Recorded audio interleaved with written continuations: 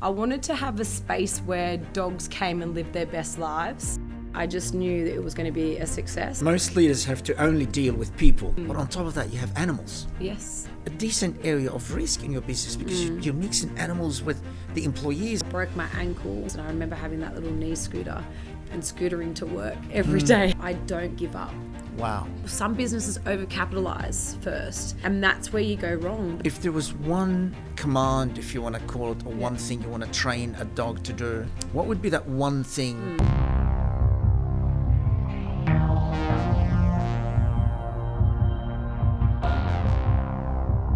Cool. So, welcome to Martian Logic. Thank you so much. To North Sydney, which is how many kilometres or metres from where the business is? Oh, we're about probably 3 kilometres, something like that, 5 Very kilometres. close. Something close, yeah. Probably 10 kilometres. Oh, it max. is? You're better at maths than I am. I chime in, yeah.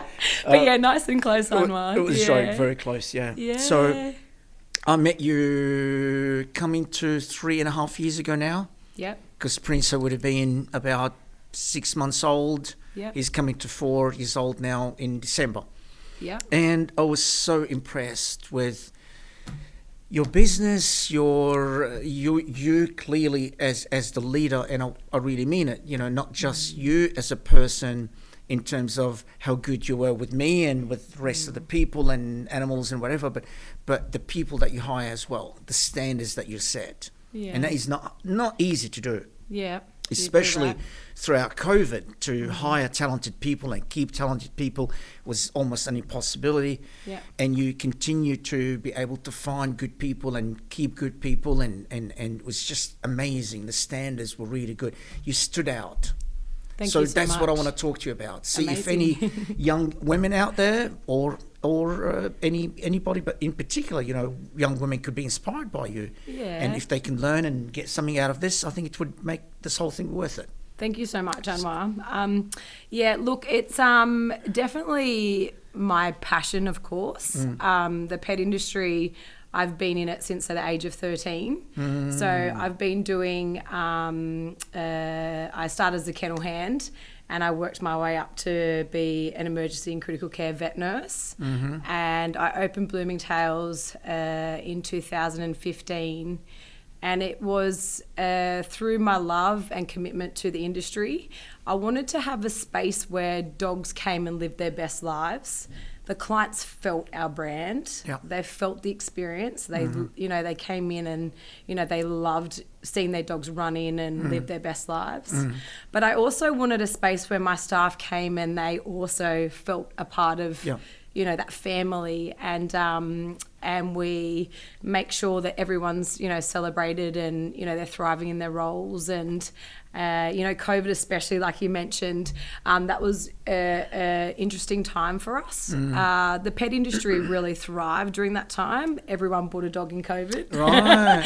So we were actually on there. We were really busy during that time. And luckily we were able to stay open as an essential service on non-contact and all of that. But it was definitely a time where, with my staff as well, and we always made sure we're doing, yoga in the morning and doing little things to make sure that everybody was happy and thriving in their roles. So it's an amazing business. It's my team are fabulous, like like you said, you see it firsthand, and we're all dog enthusiasts, and I think that's the key point. Everyone is coming with a purpose to Bloomingtails. Yeah, this is a funny one, but most leaders have to only deal with people. Yeah.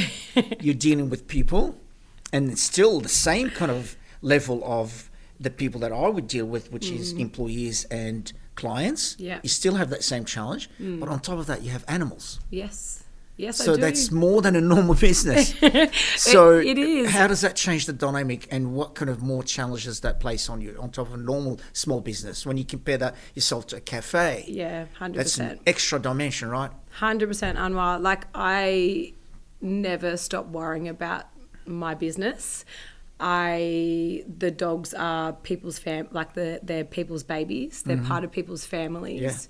Yeah. And for me, they're my babies as well when they come to my space.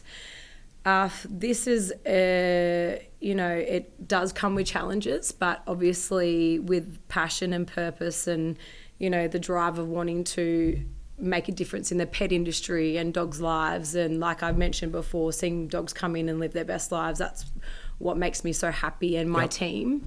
So we do have that, you know, we're always worrying about their safety, but our policies and procedures are so tight, and we, you know, I've structured it all so that we, you know, we do hourly roll calls for the dogs. We make sure the dogs are all accounted for. We are always, you know, making sure the dogs are safe, and of course, and, you know, they're the number one. So yeah, so it does come with a lot of pressures in that way, but it's, you know, it's, in a sense, it's not a pressure too, because I love what I do. Yeah. So it's and so do my team. And look, it all comes down to everybody is very passionate about what they do, like I keep saying, and it's but yeah, you do it because you love it, and it's I think about when I was 18 and I was doing my certificate in vet nursing. And I remember clearly having conversations with my fellow students about opening up a doggy daycare one day. Right, I was going to ask you that question. And there wasn't a thing back then, right? There was no doggy daycares. Dogs weren't part of well, I mean, they were still part of the family, but they weren't, you know, celebrated like they are today, which is amazing. Yeah. And I remember clearly talking to them about doing doggy lunches and having warm, you know, canine lunches and all that. And some of them laughed at you, right? Oh, yeah, of course, right? Because like, it wasn't. That's crazy. Yeah, that's crazy. That's not going to happen. But then now I'm living the dream, and it's alive, and I'm so proud of it. And so. So you were 18 when you started to feel, I want to do this. I can build a business. Yeah. Yeah, I always knew I wanted to, around 18 I knew I wanted to have my own pet care business, and I wanted it to be an ethical pet care business. At which point though, maybe before that, when you felt, before knowing what kind of business, did you always feel that you want to start a business, you want to be a boss lady, you want to be a manager, you want to build something, a legacy, etc., etc.? At which age you start to feel like that? I've always been a leader since I was a child. I've always taken, you know, those leadership roles, whether that be in, you know, sports, like captain of my sport team. I was a captain in my primary school, Eastbourne, the yellow, you know, team, and I've always been a leader. So it's interesting that I think I was born that, or I've got that character of a leader. So it's happened throughout my school, through how about your life. Parents? Were they encouraging? 100%. Were they themselves business leaders? 100%. Or So my dad and mum are both entrepreneurs. My dad, he's a electrical engineer, and he's had his own security business. So they both had their own business, and I was raised in a security, like a little, like a security room. So where we used to watch, you know, all the premises, and we had security guards, or they had security guards. They had different, about a team of 100. So it was a big business, and I think that really. My best friend has a business like this. I know exactly what you mean. Yeah. Yeah, there you go. Yeah, so out at Prospect, they owned that. It was called Ultronics. And so so we were raised in that environment. So I think that's definitely, you know, made me see that in my parents, and Mum was just helping out in that same business. She was in there. Yep, she was in there doing it as well. So Mum was, and then, you know, and then they sold it, and they've gone on to do other things, and they've still both own their own businesses today. So Dad's still in that industry, and my mum's in the food industry now. Okay. So, but they're both, so both entrepreneurs. You think that gave you that confidence and gave you, you felt that you could do this? This was fairly natural to you, yeah? 100%, But I think, you know, Anwar, when I think about Bloomingtails, and, you know, when I opened it, I went in, you know, a little bit blind. I didn't know all the things about business, but I knew that I was going to make it work with my passion of the industry. And I already worked in the industry for those years. So I just knew that it was going to be a success. I knew that I could.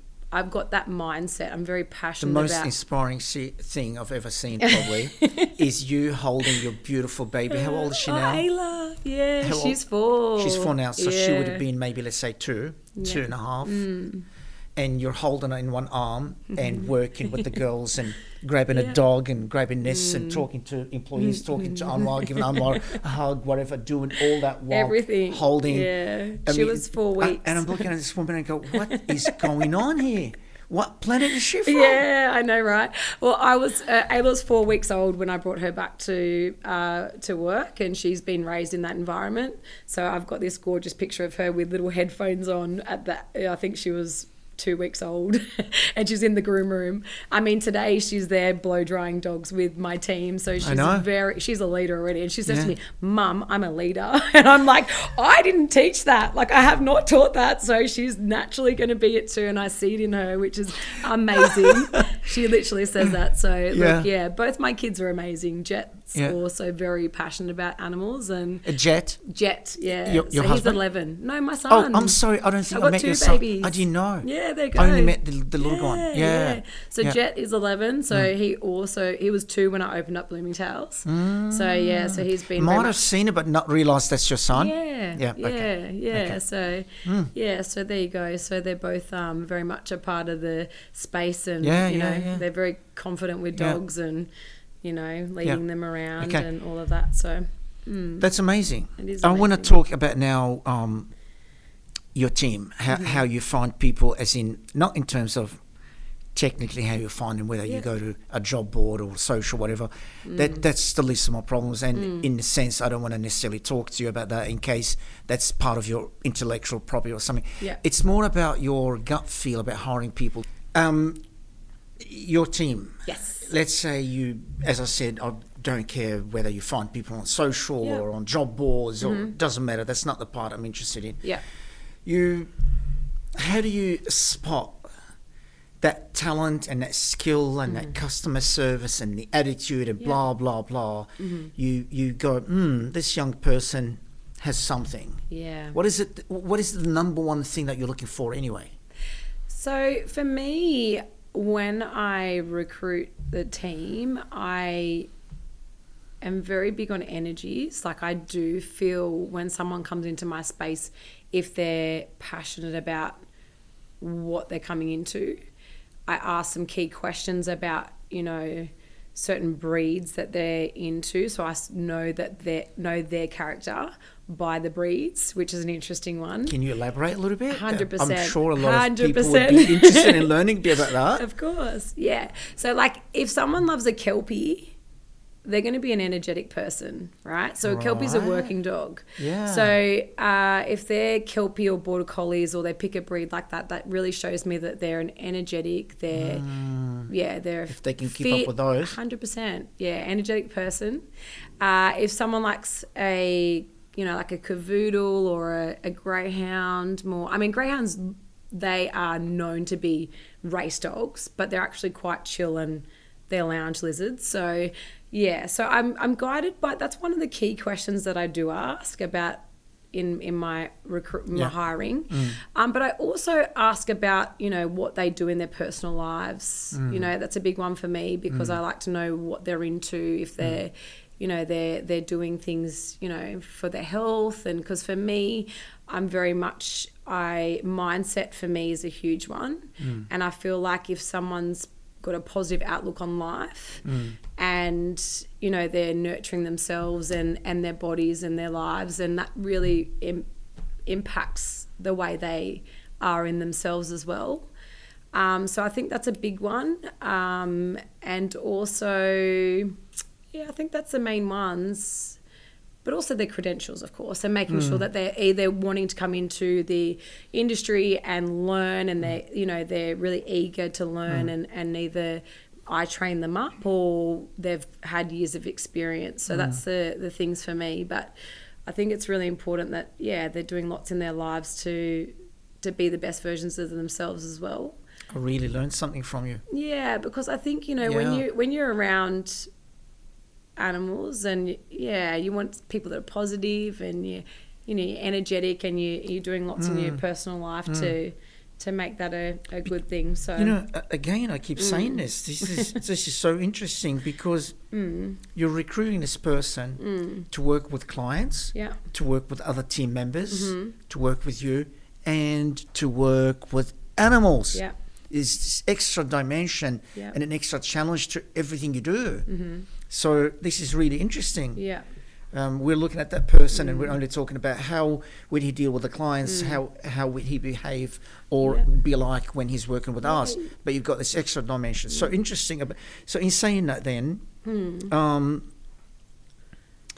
about this employee in terms of what you're looking for, what's the qualifications for someone? I have no idea. Do they need to have done a TAFE, etc.?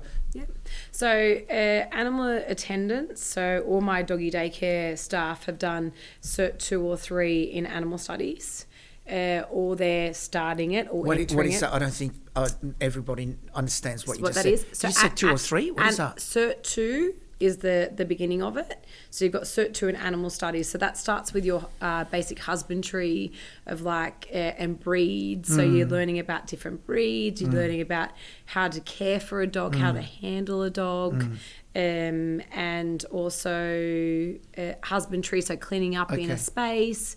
And then... So that's Certificate 2 and Certificate 3. Correct. So that is a college. So if someone is in the US, how would they understand that? A TAFE. TAFE. That starts from year 10? It can go from year 10 or it can go after year 10, year 12. So if someone chooses to go into the pet industry after their HSC, they can go into doing that at a TAFE, or they can start as a extracurricular. Okay. So a technical college or a university studies. It's TAFE. TAFE New South, so TAFE studies. Yeah. So not university. Sure. Yeah. It could have been if someone finished year 12 and they could have done maybe a degree in. I would definitely I would recruit someone that's done university, definitely. But so animal studies 2, 3, and then you can go into vet nursing, or you can go into dog training. Okay. So there's so many different avenues within the pet industry. There's dog grooming as well. Okay. So we have dog groomers. So there's a few different avenues that you can go into. Do you do your own grooming? We do. So that's your employees do the grooming? Yep. I never knew that. I know I've used your service a bunch of times. But so we do 7 services to date. So we've got doggy daycare, dog grooming, we do pet minding in Sydney, and then we've got our farm stays, we've got pet retail, we've got our pet taxi, and then we've got dog walking. Okay. So there's 7 services to date. Wow. And I started with just one being the dog grooming. Yeah. And I started grooming 1 dog a day at the rear of Riverview Vet Hospital. So it was a 75 square metre room. And I remember my Riverview Hospital. Riverview Vet Hospital. Yeah. So it started there, and I remember I had a little list on their counter for interest of people wanting to, get their dogs groomed. And that's how my business started. Yeah. And then letterbox drops around the area. And so you've always lived in that area, the Lane Cove and whatever. That's where it all started. Hence why your business is right. Yeah. So So I go through Lane Cove every day. I have dinners there and whatever. And it's a beautiful part of the world. Yeah. Okay. Yeah. Very interesting. Okay, so they need to have a certification from a technical college. If someone is in the US or whatever, might not understand what TAFE is. Yep. That's so in technical school. In the US, they've got vet tech. Is that what they call it's it? a vet tech or dog training. Okay. They might have something else that I don't know of because I'm not all across the US. But there's definitely vet tech, which is veterinary industry, and then they've got dog training and dog handlers and that sort of thing. So Brilliant. Yeah. So that's the formal qualification that they must have that? Well, or not really. This is just for you, or nice to have. Yeah. Look, some of my staff have got that, but I do recruit people that are interested in coming into the industry, and then we do training on board at Bloomingtails, and then I encourage them to go and do some certification as well. Okay. So it's not mandatory that they have that, because certainly I've got a few girls that have started the industry without it, and now they're going off to do it. So even one girl's going off to do zoology soon. So but she's still going to stay at Bloomingtails. So But the people, when you advertise, or the people that come to this job, they would be people who are interested in working in that industry with 100%. Animals. They would have had a bunch of animals already, or 100%. Done all of that, right? Definitely. Yeah. So they would need to have some sort of animal handling skills or, their own animals or definitely passionate about the industry. And if they haven't had the skills, then we train them on site. Not an average person when it comes to knowledge or dealing with dogs. Let's just put it this way. Yeah, no, it's way above average when it comes to knowing dogs and dealing with dogs. 100%. We want people that are very confident with dogs, and they know breeds, and they know how to handle dogs, and the rest we can do some training on site, but certainly they have to have some passion within the animal industry. Compliance is one of these, because we're a human resources software. We work with large companies, our clients. Yep. And one of the things that we've just been working on is compliance. So I'm just going to talk about this topic a little bit. Yep. What's the from the employee compliance point of view, those certifications you're saying they're not really mandatory. So is there anything that is mandatory for your employees at this point in time? From the government point of view, they must have this, they must have that? Not really. Not really. Okay, very good. No, there's not. But I mean, my space, all my staff are pet first aid trained. So we do on-site training every year, because that's a huge one for us. So because of my skills of vet nursing and everything like that, it's really important that everyone is fully trained within that space. But I wouldn't say it's mandatory. Okay. Unfortunately, the pet industry isn't. There's some areas where it definitely... Sure. It's still developing anyway. It's fairly new. Exactly. Yeah. So it's... If we're having this conversation 10 years, you're probably going to say to me, okay, we've got 7 items now. They must have this, they must have that. All right. Actually enjoy it. It's not that complicated. It's good. Exactly. Okay. So in saying that, this is really interesting. It's really interesting. So you're looking for... You've really shed a lot of light about what you're looking for in terms of when you're interviewing someone. So you've got fairly a decent area of risk in your business, because you're mixing animals with the employees. So in terms of accidents and issues that can happen in the workplace, that sort of increases. That's part of your risk and part of your stress, and part of why I respect you so much to be running that business. Can you share an accident that might have happened to give an idea to people the kind of things you have to deal with, those challenges? Yeah, sure. One of my staff the other day, I'll talk about my PA actually.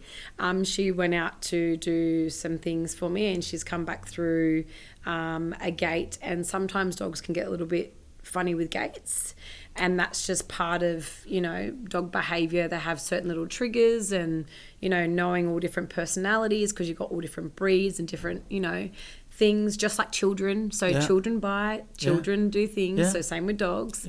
And as she's coming through the gate, the dog bit her ankle, so she had a dog bite. So I had to flush it out and flush it with saline and betadine and document and report it to iCare. And even if it's just something minor like that, it needs to be documented and reported, because if obviously something becomes of it. What's iCare? Is that something to do with employment? Workers comp. Oh, okay. Yeah, so workers' compensation. So that's our workers' comp, and any sort of bite or injury needs to be documented and reported. And look, it happens often. So that would have distracted you a couple of hours out of running a business. Yeah. So it needs to be. You want to happen, clearly. Yeah, but I mean, it's part of the industry, part of the job. Absolutely. It can happen, and it's just, it's we just got to do it. So okay, that's interesting. That's interesting. Yeah. So but touch wood, nothing major has ever happened in my space. But it's just, it's just, I think that's because of our policies and procedures are very tight, and my team are trained, and they're very amazing in what they do. That we do have little bites like that happen, but nothing too crazy, which is good.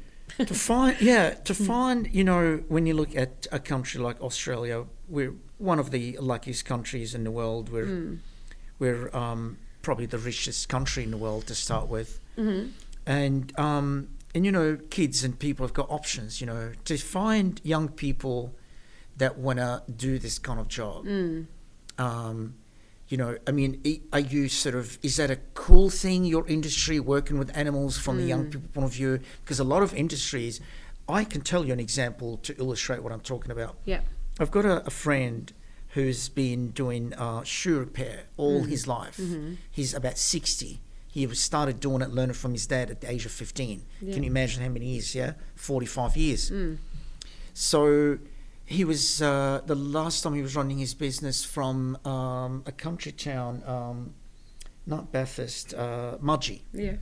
He was for a year and a half looking for someone to take that business on. Yeah. Even for free. Okay. He would even put ads, I would train you, stay with me for 3 months. You would not find anybody that want to do that job. Yeah, right. A lot of young people inspired to be doing cool things and whatever. So do you feel that working with animals still a cool thing? Well, it should be, in my opinion. Yeah. But is that, are you sort of fairly lucky or do you, Look, I think when we recruit, we do get a lot of applications, 100%. We do narrow it down to certain individuals though, because is it transient or do you think that's what they want to do for at least 10, 15 years? Yeah. It takes a certain soul to want to it's one thing wanting to be in the industry, another thing committed to it. Got it. You know, so I think it's not, there's lots of people that, you know, come into it and think, oh, I want to do it, but then realise that it's not all. No, it's hard work. It is hard work, Anwar. You know, like it is to groom a dog. Yeah. It takes a lot to be able to, you've got to be super patient, of course, which, you know, all my groomers are.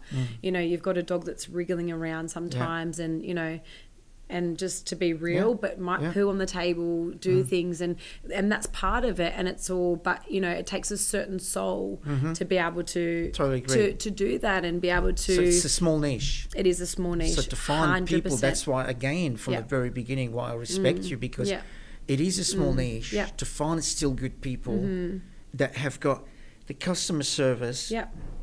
And, you know, clearly they need to be good people to work with as in terms of teammates. 100%. And to be good with animals. Yeah. Really, that narrows it even further and further down to a tiny niche. Definitely. It's amazing. Yeah, it is amazing. And I think, you know, that's why when I do recruit, like I said about energies and everything, I really make sure we are getting the right people on board, because these are people's babies and they are my babies, and you need to make sure you have the best team to, you know, achieve the operations we do, and, you know, the dogs coming in and having a good day and all of that. So yeah, give me a tip. I've got what's the youngest employee that we have? Is Joe the youngest? 20?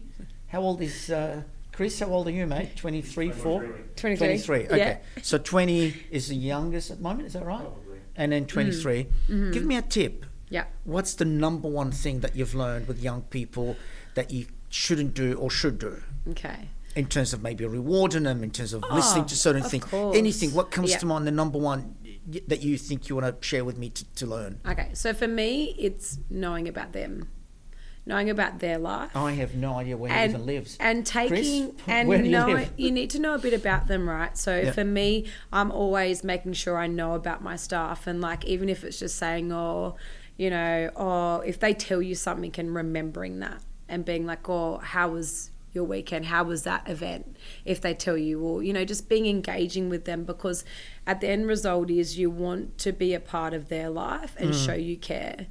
You know, if they have said, like another scenario, my team might, you know, I know, have a cappuccino with soy milk, and just remembering little things like that, knowing what they have to, even though we are CEOs, we're owners and everything like that, they are very much a part of your business, and they're very much a part of the operations and making each day happen. You bet. So I think them feeling that you care about them as well, and they're very much, they're not just another number, or, do you know what I mean? It's a family. I think that's a really big one for me. I make sure I know about their lives. Sorry. I do care about people in every genuine way, but I'm not good. Part of why you're amazing is you even remember everything about your clients, let alone your employees and the dogs, like the whole goddamn thing. Yeah. See, I'm not good at that. It took me 3 years to remember what Eddie's coffee is. Yeah. But I think deep down he knew I care about him from day one. Well, of course. And look, like, I know, but I think that's for, and, you know, there's, you know, areas that I could learn off you, Anwar. So I'd ask you the same thing. What's something you would say? Because we learn from each other as, you know, as individuals, and I think we're always learning. So that would be my thing. But I'm sure you've got something that I could learn from too.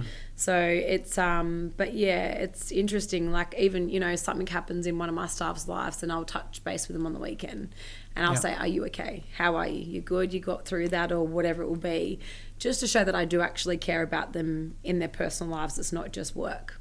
So yeah. Thank you. That's amazing. Okay. Okay. Very good. All right. So we've got now a good team, hopefully. Amazing team. Yeah, we've got an amazing team. Got a good team. Yeah. The commercial reality about the business. This is all great. We've got happy dogs, we've got happy family, the team, etc. But we've got to make money. If we don't make money, the whole thing, it's just going to be gone. Definitely. No one's going to win. Needs to be a serious business. Yep.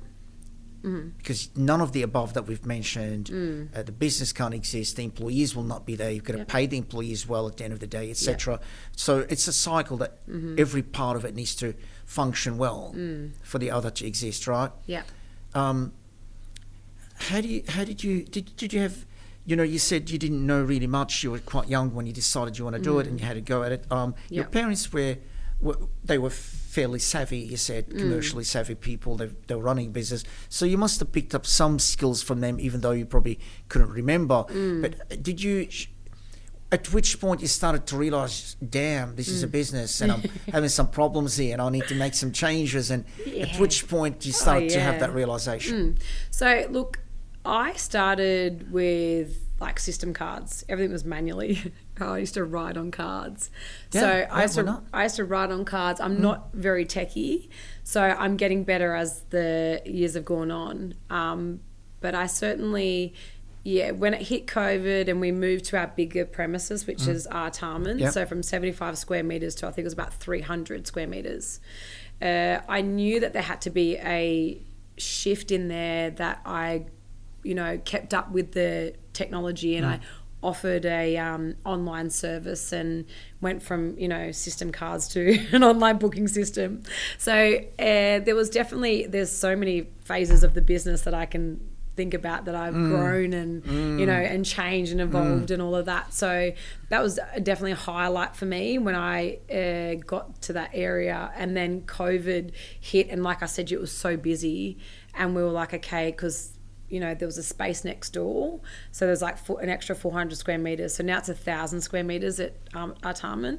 So 2021 we got that extra side, and so we signed that lease. But yeah, for me it would definitely be when, you know, shifting from, you know, going from manual data and going on to, you know, keeping up with what's, you know, the technology and all that stuff was the moment for me of knowing that, you know, I needed to keep, you know, learning more and reaching out to others to, you know, evolve and that. So how do you decide on the pricing in order to be competitive but also to be making profit, which is important, as we said, to keep the business running? How do you decide it should be $50 a day, $80 a day, $100 a day, whatever that number is? Yeah, sure. I started with some market research, I guess, at the beginning, and then as I saw the business getting busier and there's demand there, I reevaluated my cost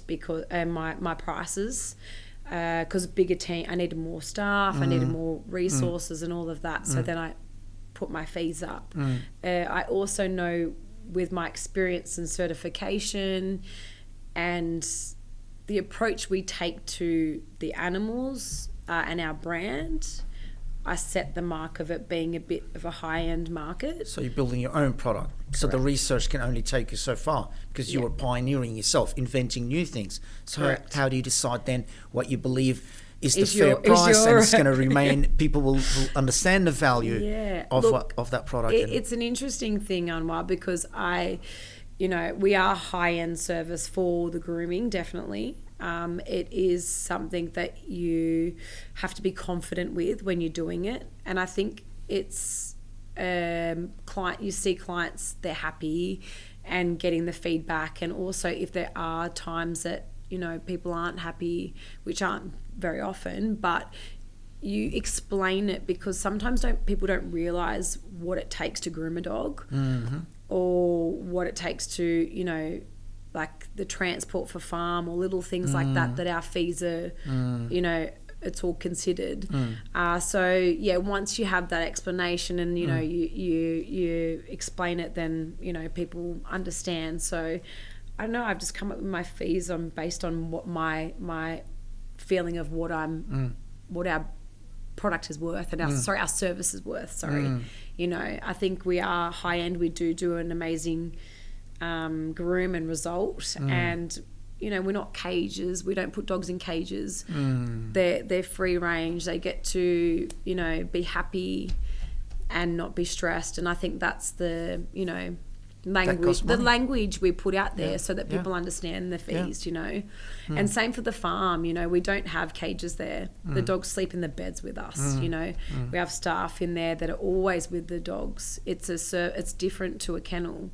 So it is a high-end fee, but, you know, I guess it's a choice as a consumer what you want to, you know, for your pet. And you know, it's so it's something that I've learnt to, as I've grown, to be able to get more confidence with, I guess. And so. Oh, look, you're making it sound very easy. It's easy to build the product, but you've got to articulate value and convince consumer to try it. So you've done a phenomenal job. It's not easy. Thank you. Building the product by itself, it's a huge task, but even that doesn't mean it's going to be sold. So you built it and you sold it and you made it work. So full respect. Thank you. I understand what it takes. I mean, I live and breathe it, and I'm sure you do the same in your business. And it's something that when you're passionate about something, it's an amazing thing. So. Okay. In the early days, in particular, like when you first started the business, did mum and dad back you up? Did you get backing from mum and dad, or you know? Mum, 100%. She backed me up. And look, my dad did as well. But I think a few people, I mean, my dad, don't get me wrong, he definitely backed me up. But there was moments of like, are you sure We're you not want going to let your dad know about this. He's not going to watch it. It's all right. Go for it. If there's moments of like, you know, are you sure you want to leave the veterinary world as like a senior emergency critical care vet nurse to be a dog groomer? Because I went to do dog grooming. You know, and he saw it as taking a back step. I was putting arterial lines in. I was intubating dogs. I was monitoring anesthesias. I was doing blood transfusions. Like I was like a senior. I didn't know that. Yeah, I was a senior emergency nurse. Like I was up there in my role. Where did you work at? North Shore Veterinary Emergency Centre. So now it's on Herbert Street. Okay. So I did night shifts. I know the one in Northride. I don't know about that one. Well, Sash, so it's similar. It's exactly like it's a referral and after hours. Sure. So so like I was going from that to a dog groomer, and lots of people were like, what are you doing? Like, why are you going from that to a dog groomer? But look, I didn't see it as dog grooming. I'm very creative and I'm very, like I said, passionate about dogs. So I was like, I knew I could do that, but it was the business part of it. I knew that it was going to be more than what it was. And I would have thought your dad would have appreciated that as a business person. Oh, he did, but I think there was a little bit of a gap of worry of, you know, I don't know, it's a different... He loved you too much. He could not see. He didn't want to see you taking the risk and the trouble and disappointment that comes with building a business. I had no money when I started it. I had nothing. Yeah. There was nothing. I was living week to week. There was no money. No one gave me money to do this. Some mum helped a bit, you're saying? No, but no money. I got no money from anyone. Okay. I started this with $0. There's no money. And you started to save from just grooming those dogs yourself. So exactly. You saved and you saved until you started to. Wow. Yes. So it was from nothing. I respected you that much. Now I respect you that much. It's like when I reflect on it, it is amazing because me and Andrew we were living week to week. We had a 2-year-old, and it just started with the basics of like, you know. So Andrew was full on helping with this as well? No, he was. He had a job and maybe. Oh, actually, he just had an accident. So we had our own business doing garage doors. And he had a motorbike accident, so he fractured his shoulder and had to have surgery. And that was the pivotal moment for us to be like, okay, I'm going to go do this because that's not working. And we had to shut that down because he couldn't install doors, and he was the sole like he didn't have employees. Yeah. So that was the moment of us going, okay, and then I started Bloomingtails and the rest is history. So, and he helped with Jet and raising Jet at home. What a story. It is a story. Wow. Yeah, so it's amazing. It was, so it was just, and then saved little bits. So he's enjoying being part of this business? Oh, yeah. He's been very, like he does all the building of it. So he's done all the fencing at the farm. Yeah. Built all that. He did Tarman, all the runs for the dogs and the pool in the backyard and all the deck. And probably he built does all maintenance. that. Everything. Whenever something broke, Exactly. whatever, maintenance guy, which is very important. I do too, though. I was putting the walls the other day. Yeah. I saw you. Yeah, you were painting in that room. I get in there. Yeah. I do. So I'm jack of all trades, but that's okay. Yeah. Amazing. Wow. So we both do. Okay. Did you at any time have any financial difficulties that we all do in businesses? You never had a time where you go, I've got a gap of $50,000 next month, otherwise I can't be paying my employees. That money needs to come from somewhere. You've never faced that? No. That's amazing. Never. It's been constant growth, and you've been doing it in a conservative way. But Anwar, can I just, I will say, and this is why this year's been a real highlight for me. I went to Europe in May, and I went to America only a few weeks ago. I've done nothing in 9 years. I've sacrificed so much. We haven't been on family trips. We haven't, I haven't splurged. I don't go and get, it's not expensive dinners or anything like that. I'm understand. There's been lots of sacrifice, and that's okay because it's got me to where it is today. And now we are, we've got our houses and stuff, and we've done that. But there was a big sacrifice all those years to get to that. So with no business training, how did you get this gut feel of how to go, I'm growing this business, but I want to do it in a way that's fairly conservative, not to impact the cash flow, not to take big steps. Where did this gut feel come from? This is amazing. Because that's what really saved you from getting in trouble, which is so many businesses, 99% of them, they get in trouble like that. They make too big of a step or don't understand the reality of things. They 100%. Don't understand the numbers. They don't listen to that spreadsheet or to the accountant. But I don't actually look at my numbers very well either, Anwar. So it's that gut feel. It's a gut feel, honestly. And I do things with the gut feeling, and I just believe it's going to be the right moment in assessing the situation. So I'll give you a scenario. We started to do doggy daycare, and then the space we had was getting full. So I was like, okay, so we need to get a van to take these dogs out so that we can then do, get them out on doggy walks, and then we can rotate to take more dogs. And then it was just seeing that demand and then recruiting on that demand and then just seeing it and building it from there. You have no idea. This is unbelievable. Seriously.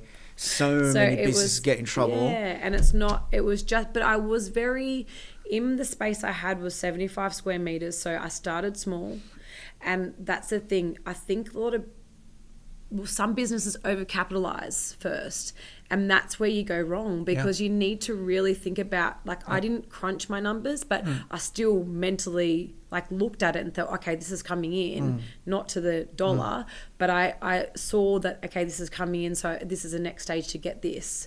And I saw the cash flow going up, so then I'm like, okay, now this is the time. So, and like I said, there's been lots of sacrifice along the way. I don't, go and buy expensive clothes and all this. So that's wow. Really incredible. Good for you. Thank you. Good for you, yeah. I mean, just to give you an idea, the lease that you've got, I'm sure they would not give you a lease for less than 3 years. That's a big commitment. 5 by 5. Well, and can I tell you, Anwar, it's a big commitment there. You can't get out of it. You've got to pay it. I signed that in COVID. Here you go. Okay, I was 6 months pregnant. So you took the risk even COVID with hit, a global disaster. COVID hit. And I remember going, oh my goodness, what are we going to do? And I was like, no, this is going to happen and it's going to work, because I'm a big, thick person about mindset, and I don't give up. I don't let things get in my way. I have my hurdles, like everybody, of course. Absolutely. But I'm a big believer of making things happen. So, I broke my ankle during Christmas, and I had to groom dogs, and I remember having that little knee scooter and scootering to work every day to get those dogs groomed. So it's like, I think that a lot of mindset is a big thing as well. You had back problems, so you had to stay on the scooter. No, knee. It was my ankle. I broke my ankle. Oh, I'm sorry. So you were using the scooter so you can only get by on only one foot. I had fractures in my ankle. Yeah. To move from one spot to another, and still you'd be sitting down and grooming dogs. Wow. Yeah. Good for you. So it's just, I think mindset's a big thing when it comes to business too, right? Yeah. You have to. Absolutely. You've got to stay positive and just keep going. Yeah. Absolutely. I can share with you 20,000 stories like that. But it's not about me today. Wow. I'd love to hear it though one day. Yeah, one day. One day. We'll swap chairs. Yes. I'm sure Eddie will be up for Bring it on. Yeah. Wow. Okay. So how about in terms of, do you still groom dogs now? Yes. I was grooming dogs today. Okay, share with us a challenge, one of these challenges. People who've never had a dog, or even they probably have a dog, but maybe they're lucky enough that they can just afford someone to groom it for them. Take us through working with dogs that you still maybe you don't even understand well. They're new. They've just come in within a week or two, or even large dogs, for example, big, heavy dogs, 30, 40 kilos, 50 kilos. Sure. What that looks like. So there's a few things I think about when you ask that, and I think, dogs that are matted, like some dogs don't get combed out and brushed at home, and so when they come into us as groomers, and if they are a bit shy or we haven't met them or they have a bit of fear of the grooming space, that can give us some challenges, because not only do we need to be really precise in getting those knots off with the blades without the dogs jumping, if they're fearful and that sort of thing and they've got matting, that's a real challenge that we face. So people doing regular grooming, we really recommend people doing schedules, and we're all for that, so that dogs don't get matted. And we have that quite regularly still, Anwar, today, that dogs come in and they're, a bit anxious and all of that, but it's all in the delivery of how you do it. I'm very skilled in that. A dog reads me and my team as well, and you have to be a certain person to be able to connect with a dog and be patient and make sure that they feel your energies, because if you're anxious or you're frustrated or anything like that, the dog's going to be worse. So you've got to make sure that they feed on your energies. So how it's about their nails? Their nails not like ours. They've got this shape. It's like you look at it, you go, how the heck are you going to cut this? How do you manage that? Oh, well, that's all easy to me. I mean, it's like I do it with my eyes closed because I love it and I do it. But you definitely need to be careful of the blood supply in their nails and they're moving and all of that. So it's a bit of a technique to just get it done and do it quickly. I'm stressed already. Oh my God. Okay, a big dog, 30, 40 kilos, got the strength of a horse. And he's got these nails that look like they're so thick and all this, and if you go too close, you're going to hurt them. They can lose their... 100%. Wow. You've got to, you just got to do it with confidence and skill, and that's why it is very... dog grooming is very skill set. Like, you've got to be skilled, and, we had a Samoyed in on Monday that needed de-shedding, and it took 3 hours to get all the undercoat out of that dog. So combing that dog for 3 hours to get it all out. And it's, it's a big process and a big dog. So it does get... Sometimes people don't realise what goes into grooming, but it's, Let's bring them back a little bit about employees, because, a lot of our audience are HR folks. So any learning lesson about dealing with employees and stuff could be of interest. But it doesn't really have to be. But that's okay. Something I'm interested in anyway. So you have a staff.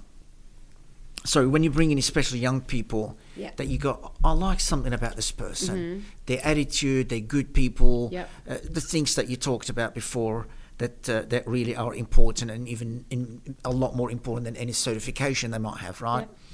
But then they have all that talent and that potential, but they don't have a lot of skills. So you have to invest in teaching them the grooming, the blah, whatever it might be. You've got to invest in that.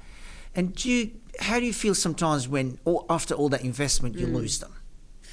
It's hard. For some reason, they just move on, and you go, I've just spent the last month investing in this person. Look, when I first opened and, the first few years into it, look, I've got Kari still working for me today. She's been there for 7 years. Which one? I don't know the names of any of your stuff, but I know all of them by face. But which Kari is one of my groomers. So she's been there since the beginning. And she's fabulous and beautiful. I've had groomers come and go, and people come and go because they go off and either, open their own business, or, they go off and do... travel for a year. Exactly. Go do their thing. And look, it is hard, Anwar. I used to take it really a little bit personally when I first started out. But I think as the years go on, we're 9 years in November now, and I accept that they have their own lives. They are going to one day either, go do their own thing, or or change career paths, or that's life, right? You've just got to digest it, and it's how you deal with humans that I think is the important thing. And just having that open communication and really just making an impact in their lives still, I think, is a big one, because they might come back, I have it's funny, I think about this now, because Jess is one staff member. She was a groomer, and she went to Melbourne because she went to study and stuff, but she texted me the other day and she said to me, Candice, I'll never forget this thing that you said to me about about business and about work, and how anything's possible, and just having those people come back and text you about little things that you've said to them in their lives, and I texted her to see if she'll come to the farm and work with us over Christmas, and she's coming, so it's just those little things, I think, keeping it positive and keeping it that people are going to do their own thing, unwind. It's one of those things. I can see it without even you telling me or them telling me clearly. I have a feeling multiple of these young women, they must have said to you at some point, or, well, two parts, the same thing. So to my question, you must have seen the development, the personal development in them. So, for example, they might come in and still a bit shy, and you start to see their confidence, the way they're talking to customers. I've noticed that. I see some girls that maybe it was still new, and then within a few months, the way they are talking to me and to other people, go, wow, this must give you a lot of satisfaction as a human being, as a boss, 100%. Of course. And then seeing one of my bathers, like, they start in bathing and then they end up in the groom room, and then they're styling dogs. Like, I've got multiple girls that, like, Kari I trained from scratch, like, that's still with me from 7 years, and now she's grooming dogs like a champion. Sometimes she grooms dogs better than me. So it's I love that. I love seeing people thrive and learn and be, Do you have any of them saying that to you? For example, maybe because they were leaving, or for whatever reason they're still there, but there was a moment where they said to you, I'm so grateful, I feel I'm a different person now, how much I've developed as a professional, as a human being, 100%. And thank you, for that, for doing that for me. Do you get that? 100%. Like I said, that Jess, I will never... There was actually one thing she said to me, and I can't remember the quote right now off the top of my head, but little things they'll say to me that they take into their lives, and they're grateful for everything. I've had even travelers, like, I get people do their 6 months when they're on visas, and they'll come and they'll be like, this is the most amazing space to work in. It's such a happy space, and it's so rewarding, and it's so, and they haven't had that level of connection within the team, and it's I do get really happy when I hear that, because I'm like, that comes down to recruitment and picking them, and it's like so, and lots of them are still lifelong friends, and I see them all catching up with each other and all that, so it's amazing. It really is amazing. I tell you what I mean. I've been trying, it must have been 10 questions I've asked you all around that same point, because you're in such an interesting business, meaning very challenging, more challenging than mine even, so I've got to respect. I keep going back, you're dealing with 3 things, not just 2, like an average business, 3 dimensions in a sense. And so you walk into a business like this, and it looks all casual, because you've got the dogs and stuff. You need to create that kind of environment to be friendly and whatever, but at the same time, this is a real business. You've got real employees. You've got to develop these peoples and make sure they are developed, and they have a good leadership and something to look up to. And so there's a serious part of that as well. So how do you share with us some stories about where, but again, if I go back to why I'm asking that question, right? You look after babies. Yeah. These are like babies for us. Like my dog is my baby. Your people look after them. Tiniest little thing can trigger something in me, and I become really dissatisfied, unhappy, angry, etc. And I know there's a lot of Karens around that you could be dealing with, and your people. So you people need to have that polishness, that level of being so polished with customers. So how do you manage that? How do you sometimes realize they made a mistake, the way they spoke with someone, that you've lost the customer because maybe some of that? How do you then talk to them about that? So yes, look, it's happened before, of course, and I think the key point is acknowledging that it's happened and talking to them through it and giving them tools to manage it better next time. Just running through the scenario. Like, you have to face what's happened and say, ultimately the client is number one, and the animals, like, we need to make sure that they're happy and the dogs are happy, and it's just training. Every scenario is different, Anwar, so I'm just trying to think of one, of course, whether I share one, like, for instance, a dog's haircut could be wrong and it wasn't communicated to the groom team, and it's just reinforcing to the team that communication's so important, and these are people's babies, and you have to make sure that you are listening to the client. I think that's the biggest thing, because end result is you could see something one way, but it's their dog and it's their baby. So you have to listen to clients. So it's just every situation is different, I guess. Sure. But I think it's just having that communication and reiterating how important it is to make sure the client is walking out happy. Because I just, there's so many scenarios I could say right now, because it has, of course, it's happened in 9 years. There's been things where haircuts haven't been right, or unfortunately sometimes dogs can get nipped in the space. You've got dogs in a group, and dogs can get bitten, and it's not because it just can happen sometimes, and it's just the way you deal with it as well. You have to you have to deal with it in a way that, I think I really want to know that if anybody's listening to this, to realise that this is not a normal business. No, this is a 1.5 of a business. So if somebody's got a successful business, they need to realise and for you to have a successful business, if they are making this money, X number of money, and you're making the same, your job is 1.5 more difficult, because you're dealing with real animals. Tell me, and the customers and the employees. I don't switch off. I really don't. Like, we don't, because we are, even when I was in New York, like, I'm always on the group chat seeing what's going on, and because I care so much as well, right? So it is a business that you do. You have to be a certain soul to run it, I think. You've got to work harder, more worrying, more risk. It's just incredible. Of course, yeah.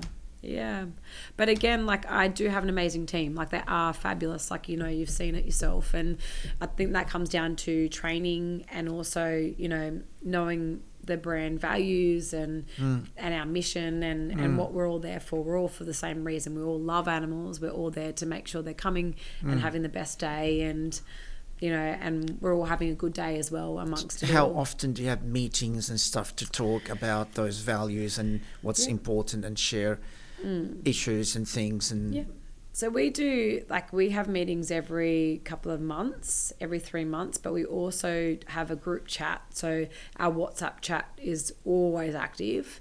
Every day we're all in it, talking throughout it. So we update in that if anything's raised, or we all discuss things. So whether that be, pet taxi, delivering dogs where they need to go and certain things, or if a dog's been unwell and then I need to be notified, and because I remotely can see that anywhere I am. So I love that. So even in New York, I knew what was going on throughout the days. But my team's very capable, don't get me wrong, but I just, it's very nice to be able to also have that we're all everyone's across the board. Everyone can read it. So, and then having the 3 month, the meetings, then we do quarterly team events as well. So we go out and do, like we did an amazing race around around the city.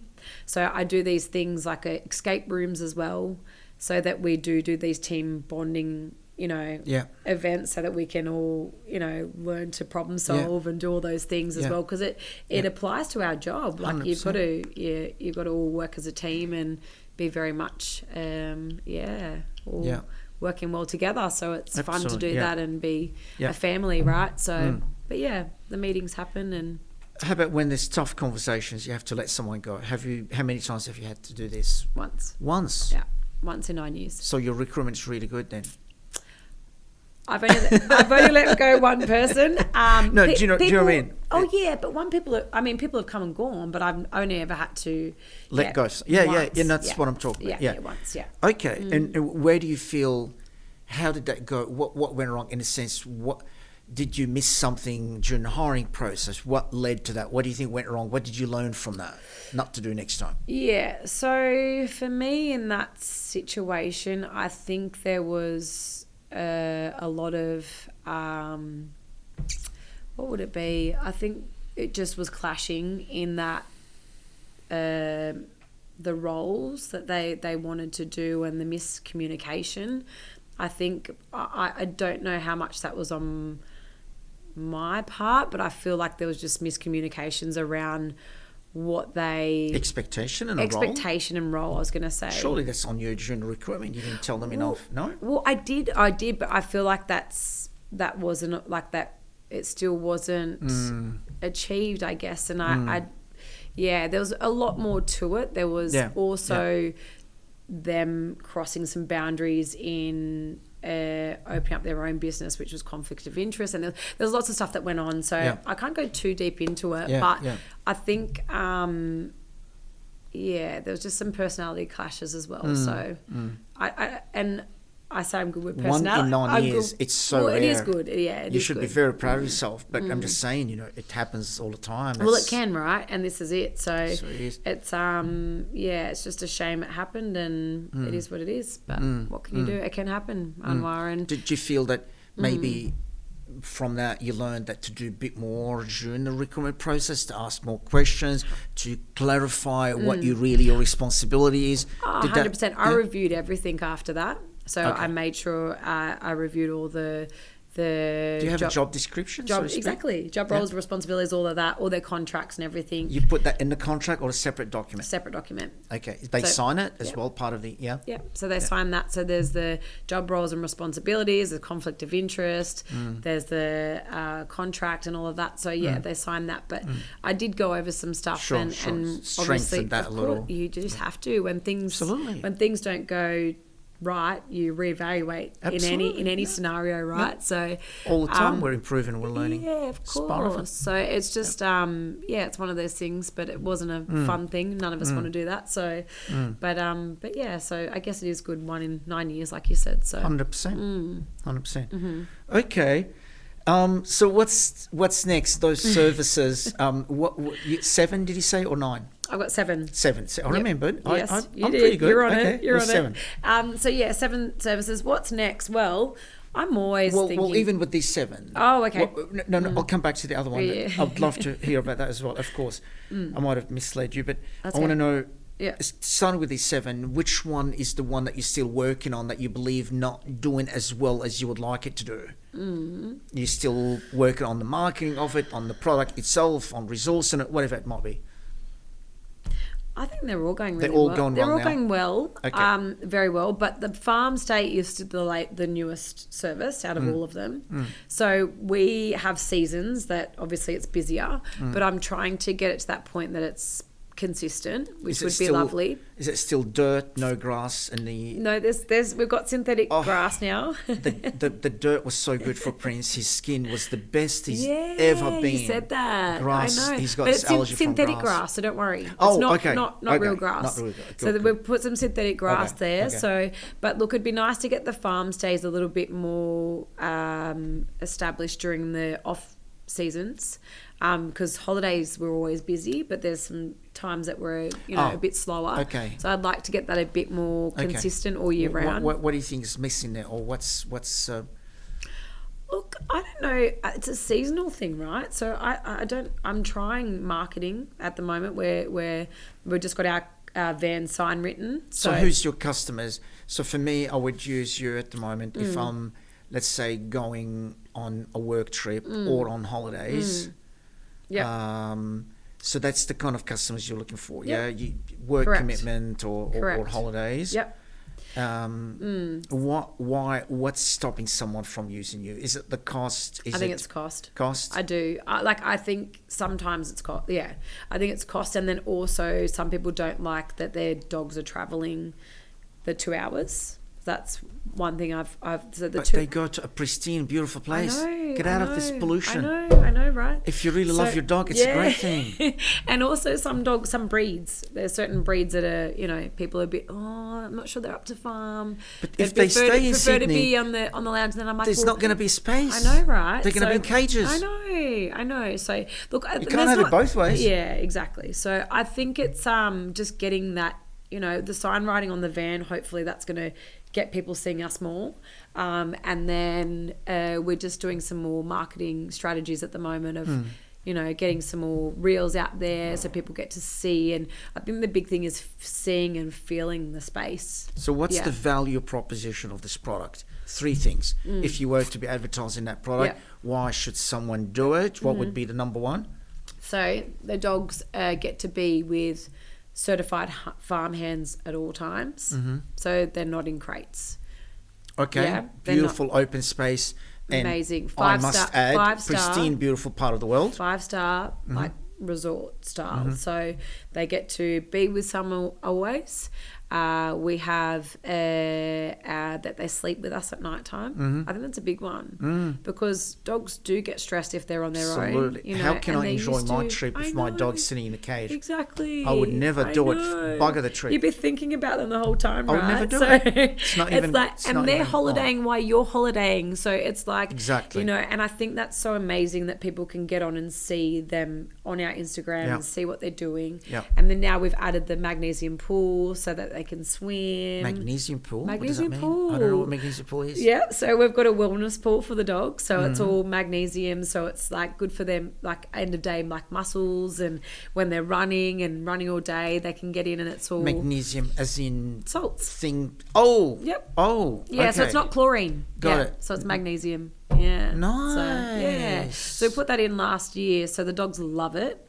And so we've put all a fence, like it's a big like fenced area, and there's a grass patch. There is a grass patch though. Do you know anything about bulldogs and French bulldogs, or do you know anything about what dogs are good at swimming, what dogs aren't? Prince can't swim. Is that your understanding, or is it something we're doing wrong? I don't think it's a breed thing. I think it's exposure and also, making sure that you're letting them have that opportunity. Can you teach him? Correct. Can you, if we pay you guys, 100%. we take him to the farm for 2 weeks 100%. And we say, can you please teach him? You reckon you could? I reckon we could. Oh I reckon we could get him to like it. I think we could. I mean, I'm 80% on that. Confident. I'm confident, but you need to try it. I mean, it's all about. He loves the beach. It's all about confidence as well. Like, because dogs read us like a book. You walk into a space, and if you're having a good day and you're happy, the dogs are happy. 100%. If you're having an off day, they know. They just know. And anxiety as well. Like, it's a real thing. If someone's anxious about letting their dog go somewhere, which I empathise 100% to anyone that's feeling that.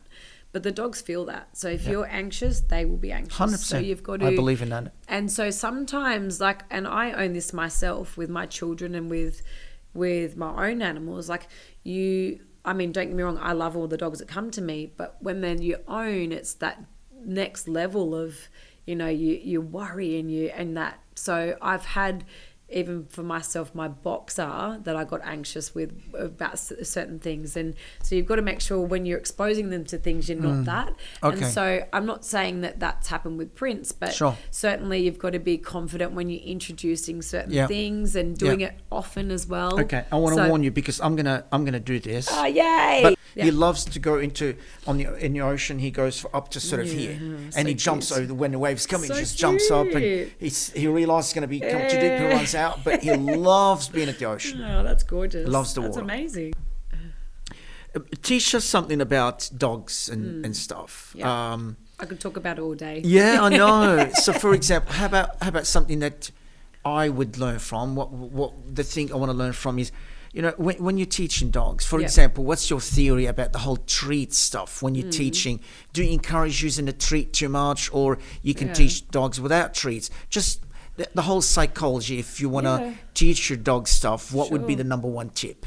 Sure. I think anything positive is good because you're rewarding that behaviour. Sure. So it doesn't have to necessarily be a treat. You can encourage them by tone, by love, by touch, Yes. So like dogs love that high pitch, energy, and like you hear me, like I'll be like, come on, Princey, come on, mate, come on. Yeah. Doing that all high of them, pitch. all breeds? Love that? Oh, Okay. yeah. Okay. I mean, look, some dogs can be timid and be anxious, and initially they might be a bit like what's that? But then I think that's really important. They start to realise that reaction, that means I think of course. they love me. That Of means course. I'm Of course. loved. They feel it. They start to react to it. And energies, like I said to you, energies is a big thing. So confidence as well. Like dogs will know if you're confident. So if you're teaching them things, being confident and not being, anxious about it and leading. So it's all about leading as well. So if you come into a group of dogs, they know if you're the leader, if you're assertive, and you're not, like they read your body language. So if you come into a pack of dogs and like they're all energetic and playing, you've got to be able to be a bit assertive and be able to show that you're a leader so that they respond to that. Right. Yeah. So it's and it's all about repetition when you're doing things. Keep doing things with them and teaching them and all positive stuff. And it's a big thing for them to be rewarded when you're doing things, because I don't know if I told you, Prince was bitten. He was only 3 months old. He was tiny. Took him to the park. My first dog, had no idea about dogs. Right. And I took him to the park. It was too innocent. There was a golden retriever. I'll remember the breed in a sec, but the dog was so obsessed with their frisbee. Yeah, right. Now I can spot that kind of behaviour, that kind of obsession and too protective.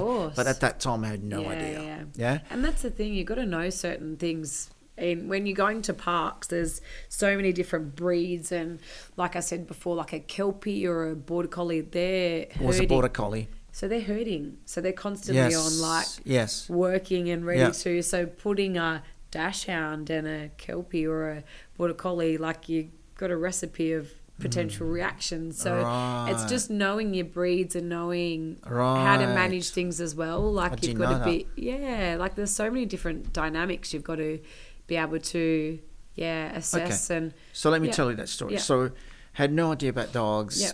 Prince, the poor thing, would have been his second time ever at the park. Yeah. So he was so innocent as well. He sees this dog, this frisbee, he goes to play with it or want to grab the frisbee, and he got bitten. That dog just bit him in the face. Yeah. We thought he's damaged his eye. Still, you can see a little bit of red around the eye. Thanks God he recovered, but you can still see that. Yeah. So we took him to the hospital thing, and so that was his first interaction with a vet. It was a very negative time. It was painful, and his vet's trying to help him, but clearly was painful and stuff. So he's developed that fear. He doesn't like vets. He doesn't trust vets.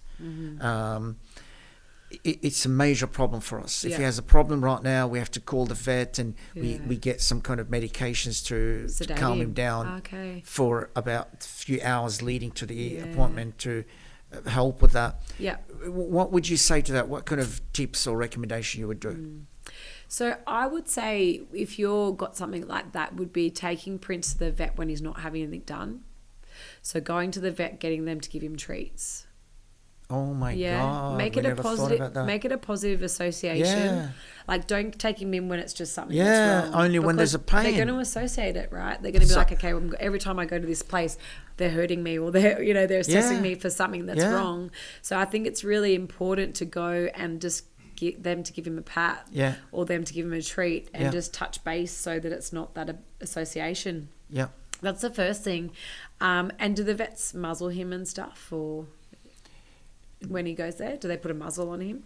They tried Tried last to? time. It was the wrong one. It was a Yeah. disaster. Yeah. That person was very inexperienced. Yeah, Sorry to well, cut you off. It was yeah. terrible experience. She didn't know what Yeah. she was doing. Yeah, I think it's really important to get that vet it's that continuity of care as Yeah. well, so that they have that association Yeah. of the same person, because Yeah. you know, and nothing against vets, but everybody has different ways of managing Yeah. behavior. Yeah. And what I see to what another person sees with dog behavior is totally different. So if a dog's going to bite me in my space, I don't actually use muzzles. I never use them. So won't I hate them. I won't pull my hand away if a dog goes to bite me. I'll keep it there. And that's just me, because I'm showing that I'm not worried, and then he knows that I'm not worried. Yes, I have been bitten, but not badly. But it's almost like that level of, and I don't know, I'm not recommending this because I don't want anyone to get bitten, but I'm just saying it's an interesting concept, because I don't know, it's my confidence and my connection with animals that I am gifted with it. Like I have got a gift, and I just, so some people will go put muzzles on straight away, and then you've got this fear. Yeah. But then it's also a fine line, because then if the dogs do bite them, then it's, you know, so I don't know. But I would be recommending that you go to the vets and getting... I really like this idea. Yeah, and this is brilliant. make it a positive association without the injections, without you know, them poking and prodding him, and try and build that, that trust there without that, and then getting that continuity of care. Yeah. Of that right vet that fits for you guys. Yeah. Yeah. If there was one command, if you want to call it, or one thing you want to train a dog to do that would be so useful for the life of the owner, to make the ability to work with the dog, you know, in terms of taking him to the park and be able to give him a bath and all the things that you want to be able to do with your dog outside of just loving them. Yeah. The things that the serious part of having a dog. What would be that one thing? I think I've got the answer, but clearly I would love to hear it from you. Yeah. Like for me, to give you an idea what I'm talking about, Yeah. the fact that I can now say to Prince, sit and stay. Yeah. Such a versatile thing that I can now use it in so many situations. Yeah. Without it, it would be chaos. I Yeah. could not do what I want to do. Yeah. No, I agree. Sit and stay is a good one. It's a very good one, because it applies to all scenarios. Like park, you get him to stay there. Another one I do is touch, but that's not for bathing. But What is like that? touch. So all my dogs have recall. So if they're on the other side of the farm, I can go touch, and they come run to me, and they touch my hand. So I can always get them to come back to me if I'm out in a park or I'm somewhere. And that's something that even my little Goldie puppy I've got now, Oki, he's only 8 weeks old. And I'll make a noise and say, like I do a high-pitched noise, and I won't do it here, but he hears that, and then he comes to me and I say touch, and he touches my hand. So I'm starting that, so like the noise and then the touch, and then we'll build it and get rid of the noise and keep using touch. So it's a really powerful one, because, you know, if you are where, you know, if they slip the lead or something on a road, and then you can just say touch and they come back to you. So, unbelievable. You just answered a huge thing. So I have nightmares. I'm not joking. Literally, I have nightmares about Prince coming across a snake somewhere in the park, and he has no idea what that thing is. He's never seen one, and I don't know what to say to him, to say stop, don't keep going, or come back to me, which is what you just said would be the perfect solution. Really cool. That I have nightmares. I wake up in the middle of the night when I have that. I know, I believe it. So and that would be amazing. It is amazing. Yeah, my dogs do. Bloom especially. She's very good at it. So, but it's a good one. So start doing it. You can. And what do you think will happen if a dog hasn't seen a snake before and they see a snake? What kind of instinct would they have about that? How would they interact with it? Depends what dog you're talking about. So there's all different. All different breeds. It depends. For example?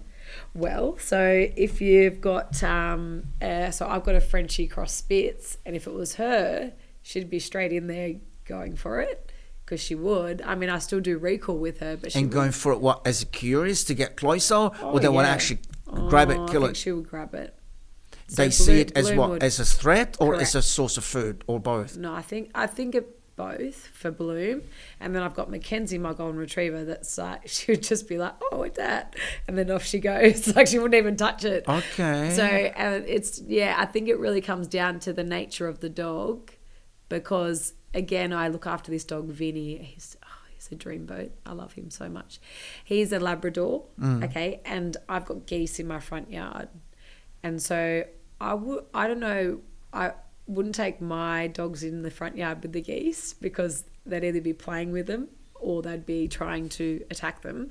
But Vinny, he just comes out and he's like, oh, there's geese. You know what I mean? He's not even worried by them. So, like, it really depends on the nature of the dog and the breed. So there's so many different breeds, and and Vinny, again, he would not touch a snake. So so it really depends on the dog. But So you've been in some situations like that, right? Oh, of course, yeah. Lizards. I haven't been in a situation with snakes. Sure.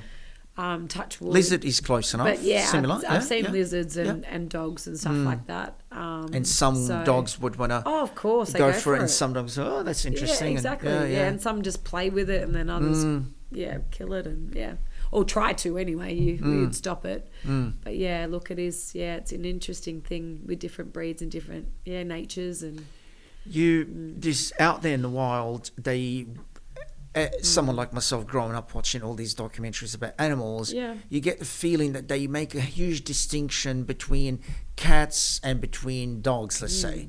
So the wild cats in Africa, they make it sound so different from dogs, but let's say the wild dogs or the wolves, those kind of, But actually there's a lot of similarities. Of course. I give Prince a bone in the kitchen. He grabs it, the way he jumps on the couch with it.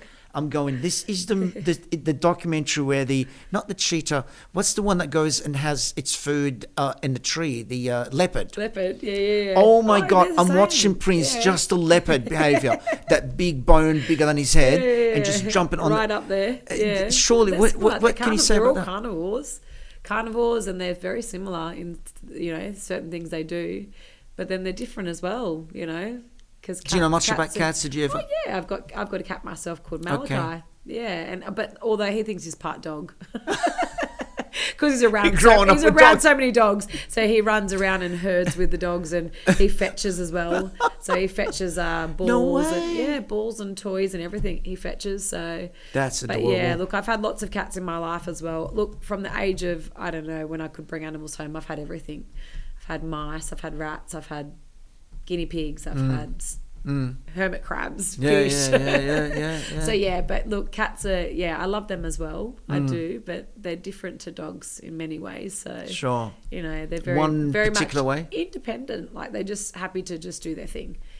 They don't need, if they've got their food, they're happy. They don't need all that validation. No. Would you call that validation? Maybe with dogs, and they need that connection with the pack. Connection. Yeah, that's it. Yeah, that's Malachi is very attached to my son. Like, wherever Jed is, he'll be. But then, like, he doesn't need to be patted or anything. But he will sleep with Jet. But he doesn't need that constant, attention and walks and all. They're happy just to chill out and sleep.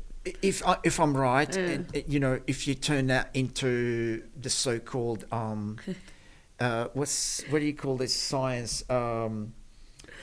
Evolutionary psychology. It would come down to the pack. Yeah. If you're going to live within a pack, you need to add value to the pack. 100%. The more value you add to the family, to the pack, the more you're going to become more and more known or respected or whatever, right? That's what leaders do. They add more value, right? Yeah. Cats, because they don't care about the pack thing, happy to live by themselves. That's why they don't care too much about the interactions and the validations and stuff. See, I did this for you. I was useful. I'm useful for the pack. I'm useful for the family. They don't care about that, right? Chill out. Yeah, they're on their own. They do their thing, and as long as they got food at the end of the day, they're happy. Very interesting. Yeah, it's very sweet. Interesting. Yeah. Well, I don't know what else to ask you, but this has been, I can talk for hours about it as well, but I know you're tired. Thank you. I know you're running an amazing business and you have a beautiful family, and what else you do, God knows, million other things probably.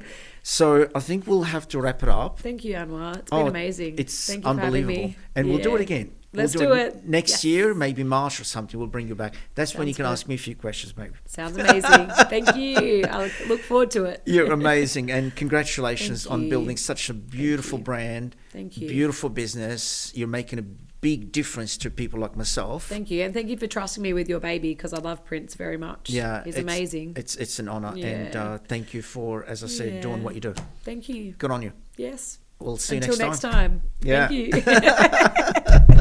Yay. Thank you, Anwar. Well done. Well done. That's amazing. Oh, Thank you. That's really so good.